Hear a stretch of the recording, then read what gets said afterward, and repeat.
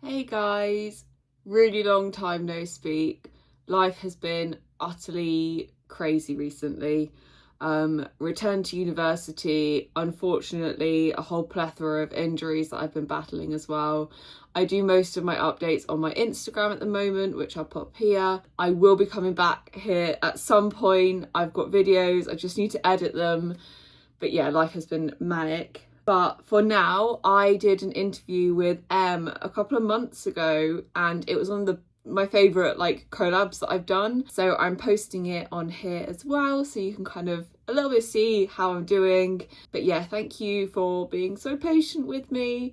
Yeah, if I could have more time, energy, and well, less damaged body, I would be bit more able to do it, but we'll see how we go.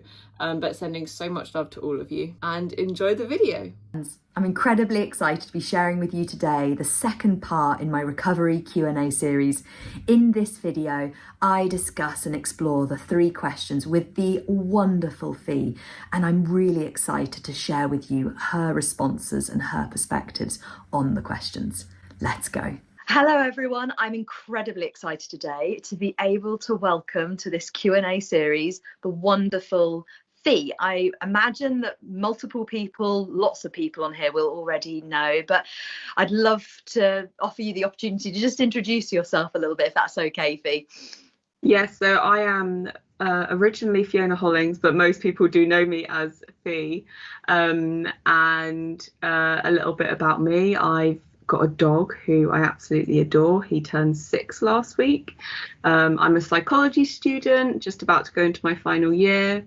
And I'm also in recovery from anorexia, currently doing really well. I'm also autistic, which I guess my experiences overlap hugely with my passion and also my job. So I've worked for Peace for 3 years now, which is the pathway for people with eating disorders and autism developed through clinical experience. And that is very much the place that I want to be. I want to keep on raising the understanding and acceptance of autism, especially in sort of eating disorder treatment. So that's my angle on things, I guess. Thank you. I'm so excited to have you on, and I know that your name popped up when I asked people, who would they like to see, and when your name popped, I thought absolutely you were already in my mind someone that I'd like to have on. And I certainly, and I know there will be lots of people listening to value greatly from your passionate sharing, from your lived experience, but also your growing professional and academic experience as well in it. And I'm very excited to kind of see where that takes you and what blossoms from that. So yes. Very exciting stuff happening at the moment. So yes. Yeah, amazing. So if you're ready, I would love to sort of dive into the 3 questions. Mm-hmm. The first of which is, what are the 3 most important things that you feel you've learned or done in your recovery? So the first one is very obvious, but I feel like it needs to be said, is eat. Until I started eating more, enough and consistently every single day, I was going around in circles.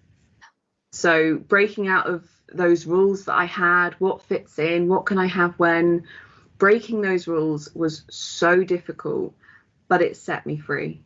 And I'm at the point now where I still, on a bad day, I still get noises and I still get those thoughts, but I'm able to notice them, laugh at them sometimes, thinking that is utterly ridiculous, and steer away from them really quickly. And every time I do that, I feel really empowered. I think I went from feeling really anxious when I first did it to now I feel empowered and strong, and like I sort of say to myself, I've got this.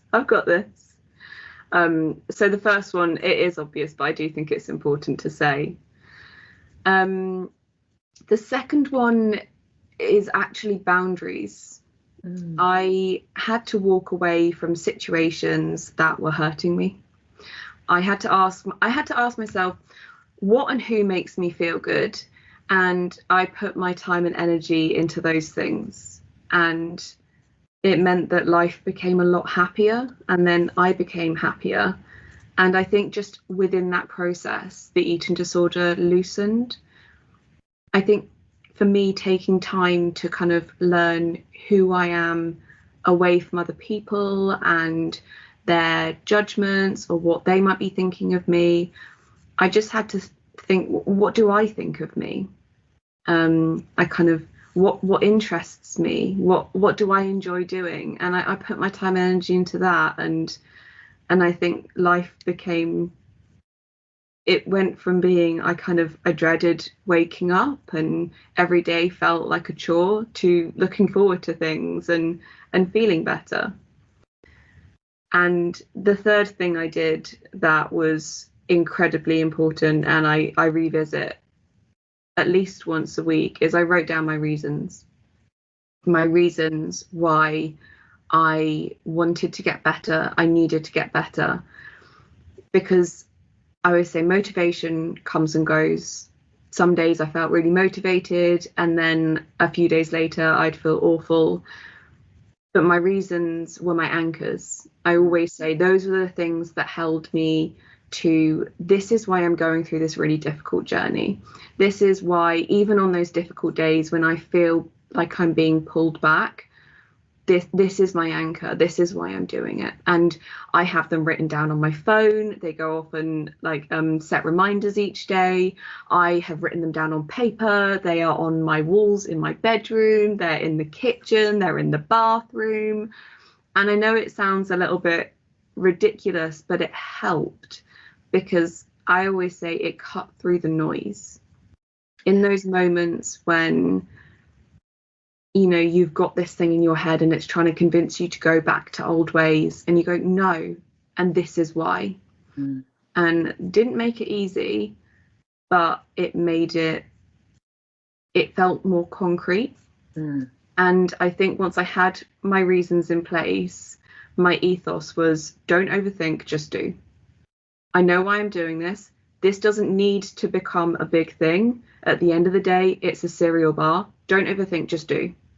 And I knew why I wanted to do it. And I just had to get over that, I guess, that emotional hurdle of, but this is really difficult. But my reasons were, they were my anchors. And I do revisit them, and I do make sure that they're still relevant. And actually that list has increased as my life has increased, and they're far more powerful now to me than the eating disorder is. Yes. Oh my goodness, thank you. Such amazing response, like all three of them.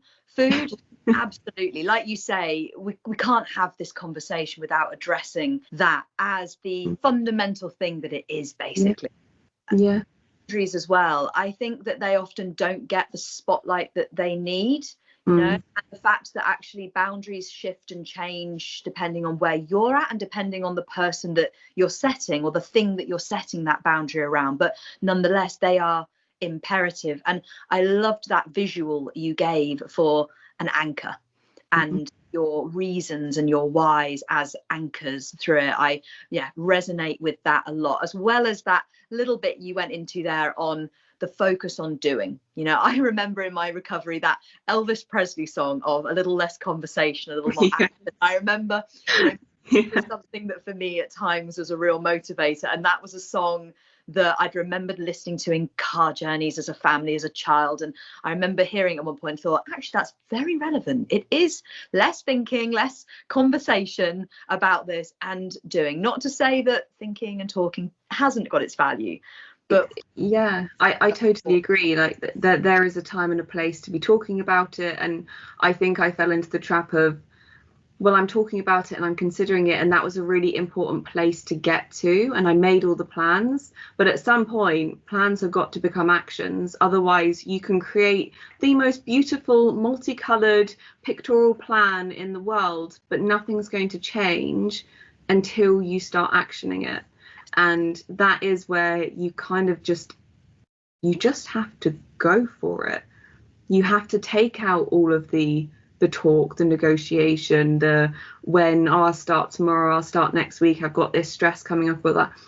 Do it, and do it now. That go to your cupboard now get some food, sit on the sofa, put on. I'm currently obsessed with Married at First Sight.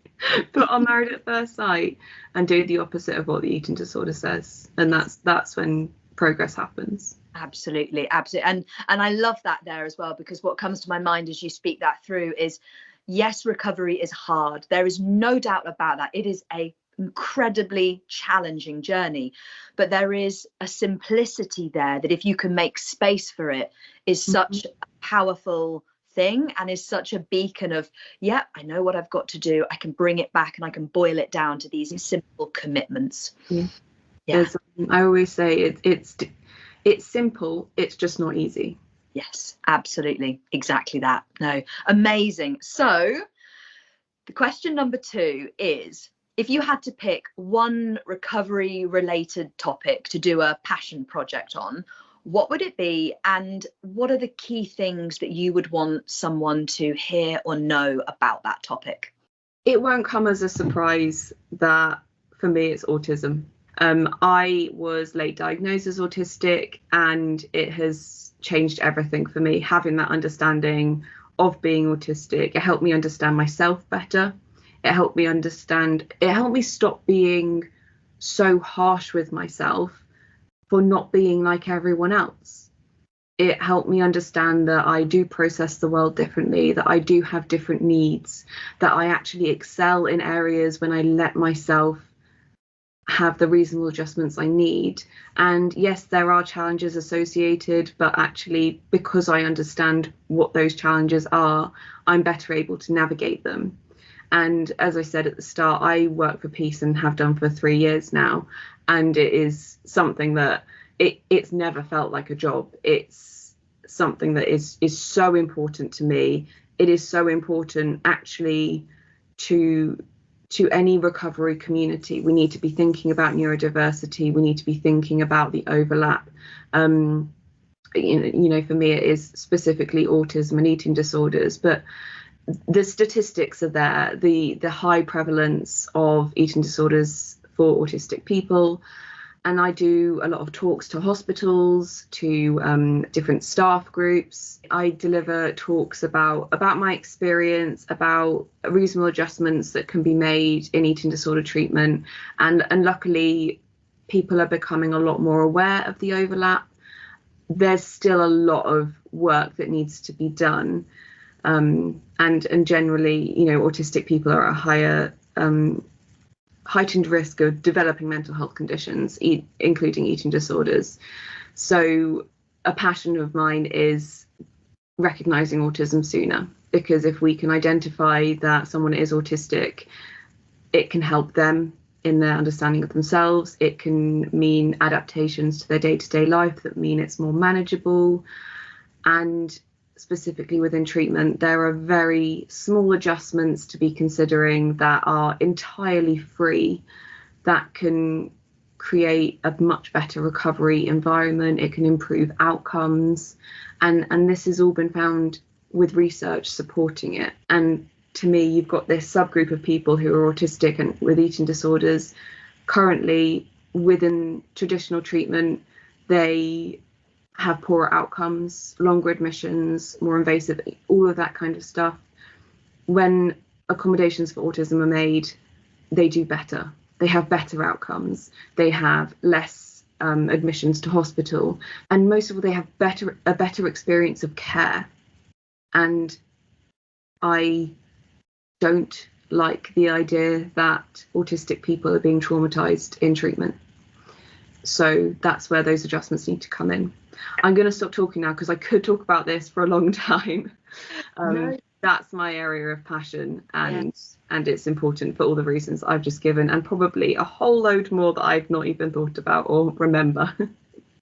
No, absolutely. And I think maybe what would be valuable to people who are listening to this and do want to find a little more is, as I've said, I'll definitely put the ways in which people can find you in the description box below, but also maybe if you were to share with me after this any other resources that you particularly recommend. So if anyone is listening to this and is interested, whether that is a person on their own journey, whether it's a parent, a carer, someone who works in the field of eating disorders, that they can go and sort of find more out, because it is absolutely unequivocal that we need more awareness and more understanding of the nuances of the individual experience. And one example and one area of that is the overlap between autism and eating disorders and neurodiversity in general, the neurodiverse population and eating disorders. So yes, thank you so much. With that, then let's move on to the third and final question, which is, what's being recovered like, and is the freedom worth the fight? Or as another way that I like to word that question, is the juice worth the squeeze? I'll answer the latter question first because it's so simple. Yes, every time. And whenever I have a bad day and I doubt myself and I doubt what I'm doing, because I'm human and I do have bad days, I take a moment to realise everything that I have gained in my life, my headspace, my ability to be able to do whatever I want to do as me, not as what the eating disorder wants me to do, to see my life for the fullness that it is. And I know that I never want to lose it. And that comes from keeping on with the recovery path. That comes from continuing to do what I know I need to do every single day. Good days, bad days, and the grey days. I always talk about the grey days because everyone talks about the good and some people talk about the bad, but it's the grey days that are actually sometimes more difficult to navigate. So what's it like? Liberating. I think I still pinch myself that I'm able to do and enjoy so much of what I am able to do these days. I still do things and I kind of wait for a pang of panic or regret, or I shouldn't have done that, or I shouldn't have eaten that, or I should be going out and doing that. And it doesn't come. And I kind of think, my gosh, am I getting there? Like, am I really that close to the light at the end of the tunnel? And I really have to kind of go, I can't believe that I've managed to reach this point, because I didn't think I could. I looked at everyone else and I listened to other people's stories and I just thought, that's amazing, but I don't think I can. And I'd written myself off quite a few times and professionals had written me off. But here I am, happy and feeling passionate, and just, I look forward to my days now. I do feel excited and passionate and joy. And of course, life happens and I've had my fair share of difficulties over the past few months. But knowing that I have managed and navigated some very difficult situations without the eating disorder, that has felt like the greatest strength. And I look at the eating disorder and I kind of see it withering away and kind of trying to scream out, and I just think, you're gone now. You're gone. And is it worth it? Yes. It's been worth those grueling first steps, those mundane steps where you have to keep doing what you've practiced doing. It's been worth navigating all of those difficult days when you're laughing and you know it's real. When your mum says, do you want to go out for dinner? And you just say yes, and you don't think about it, and you get exactly what you want. When you're resting and you're sleeping and you know you feel more settled in yourself. I think that's what I've noticed, a calmness. I thought I was just this anxious person, but I wasn't. I'm quite a calm person. And that's been something that I'm learning about myself. I'm also a happy person. And that's what it feels like for me at the moment. I feel content. And I do pinch myself that I'm able to be in that place. But it's amazing. Oh, it is the most glorious thing ever to hear and to feel in this conversation that we're having, that contentment and that joy. And I hope you don't mind me sharing, but I know because you are in very much towards the latter stage, but in that journey, I know I asked you earlier about the wording for this question, and I absolutely loved the way that you said, no, keep it as it is, because that whole thing of you help what you think, and this piece of when it comes to behavior change, identity is so important. And inside an eating disorder, that identity and your identity can become so ensnared in eating disorder and all that involves. And it's just the most wonderful. That's my dog. I thought she was going to say hello, but no, she's gone back to bed. It's just the most wonderful thing to hear you speaking so joyfully and positively about where you're at right now. And I really did love that kind of response of, no, actually, you help everything you think. I like that wording. That's the direction that you're going in, because there's a lot to be said for it. There's a lot to be said for recognizing with behavior change, identity, and focusing on where you want to get to and keeping your spotlight in that direction and looking through the windscreen. As I often say, there's a reason why the windscreen is a lot bigger than the rear view mirror, and this is exactly that. So yes, just thank you so much. I feel it's just been an absolute now we've got it.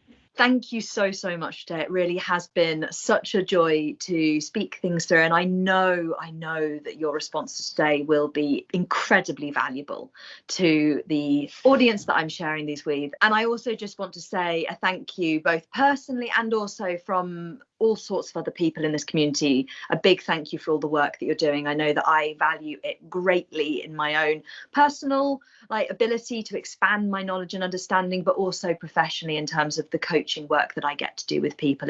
It's really important. So yeah, thank you. I to be honest would like to extend the same thank you, because your podcast I started listening to and it became an anchor for me, because I remember listening to, it was one of the episodes that I saved and have replayed, and that was What Does My Recovered Life Look Like? And I just remember listening to it and thinking, I want to be able to say that one day. I want to be in a place where I'm, I guess, able to say everything I just said. Yes. And it is kind of crazy for me that I'm in this place. So thank you from the bottom of my heart, because I've listened to all of them, but especially that episode. And I know that the work you're doing is incredible. I know I've already spoken on my social media about you quite a lot, because I only do if there's something that is kind of really pertinent to me and has really helped me. I always think about what I'm going to put out, and I was without a doubt wanting to share what you do, because it's helped me. Thank you. More than I can explain.